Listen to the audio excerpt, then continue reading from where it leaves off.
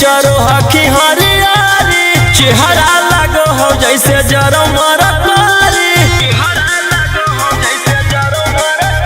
आगे कहाँ जाके छोड़ी चरो हकी हरियारी चेहरा लगो हो जैसे जरो मरकारी